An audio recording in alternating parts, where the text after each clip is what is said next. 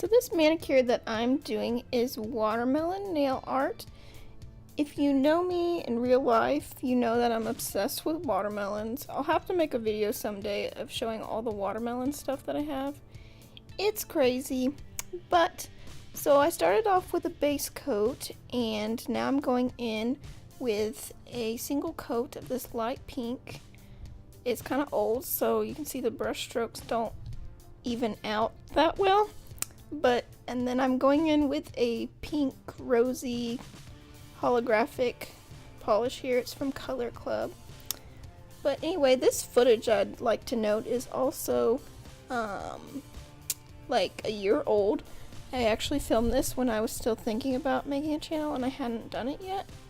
But I found it and thought, yeah, I should edit this because, as you may know, I missed uploading last week because I've just been busy with my MBA class and work, and so yes, I decided that I'm going to edit this.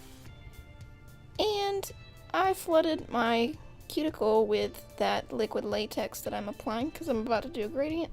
So I'm just cleaning that off with a brush. I find that you can actually let it dry and then kind of peel it away as another option, but yeah. So now I'm taking a sponge and putting pink there. I used the light pink as the base and I'm using the gradient sponge to put on a little bit darker pink, blend it in with the light pink. And then I chose to do this green. You'll see that it like barely shows up when I get to dabbing it on my nail, but I rolled with it, you know. So I just started dabbing it onto my nail. I kind of rolled it on. I still don't know what my preferred method of doing gradients is, but sometimes it works well to roll it on initially and then dab it around to smooth it out. But yes, so that's what I chose to do here. And now I'm just cleaning it up with acetone with the cleanup brush. This actually isn't a cleanup brush, it's just a brush that I got in one of like a multi-pack of lots of nail art brushes from Amazon. So I think that a true cleanup brush would like hold up better to acetone. And you see there, I flooded my cuticle and the side of my nail actually with nail polish because I dropped it there. So I eventually cleaned that up, but that's me freaking out, I guess, stomping my hand around. But now just applying a quick dry top coat to those nails that I did the gradient on because I'm going to be adding a nail vinyl to create a sharp line for the green tip.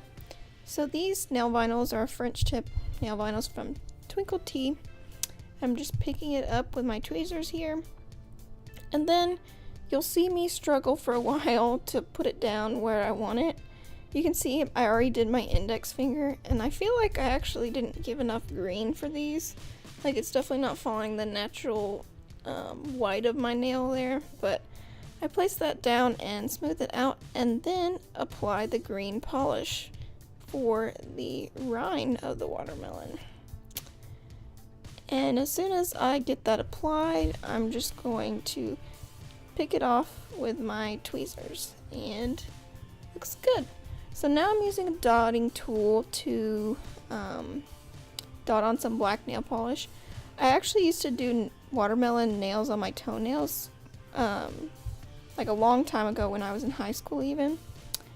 And I didn't have a black nail polish, so I just used a Sharpie to color on. So that works. I know it does from experience, but you just have to be careful that when you apply the top coat, it doesn't bleed everywhere. But just a thought, if you have a base color on, you could actually color on it with Sharpie and it might be a little more precise, but just be careful of bleeding. So I just applied the top coat there, and now I am moving on to my accent nail. So this nail, I had envisioned that it would just be so glamorous. I'd put rhinestones on it and it looks so cute, but you can already see that the nail glue that I used to put the rhinestones on is like pulling up around the sides of the gem. So it's like very obvious how it's put on, so it's not super cute. But I continued moving on to the green ones as the rind I use the black ones as a seed.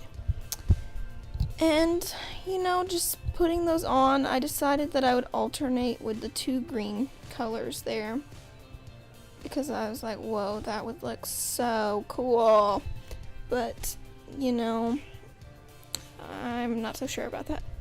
But I just continue on, as you can see. And the instrument I'm using to place these is actually like a wax pencil. It actually came with the rhinestones that I ordered off of Amazon. So it is useful in picking them up, but you have to be careful it doesn't leave like wax spots on the gems because they're kind of hard to rub off. But then I decided I hate this design and I wanted to pick it off with tweezers. Watching this back is a little bit cringy, like I shouldn't have used that sharp of tweezers around my nail. I feel like that's dangerous, so do not do this. You definitely could have stabbed. I could have stabbed myself. But I'm just scraping off the gems because I hate it. The design, it was definitely not how I envisioned. But, so I am just deciding to start over, applying a base coat to that nail, and then moving along to applying that same holographic polish on there. The rosy pink linear hollow polish from Color Club. And that application went a little bit more smoothly, didn't drop a whole dollop on the side, but going in with a second coat, it's actually pretty opaque, but I decided to go in with a second coat just to make extra sure, and then finally applying the top coat on that nail to seal it in. So I decided that that doesn't really go with the manicure because it's like a different tone of pink, but I decided to use it anyway because I was kind of frustrated at this point. But overall, I'm very happy with the gradient. I thought I'd see more green at the top, but you don't really, but I do like the light pink to dark pink gradient. It adds extra dimension to a manicure that I'd been doing in the past, so I hope you enjoy. I put out new nail videos every Monday and new videos at Lil Bean every Thursday.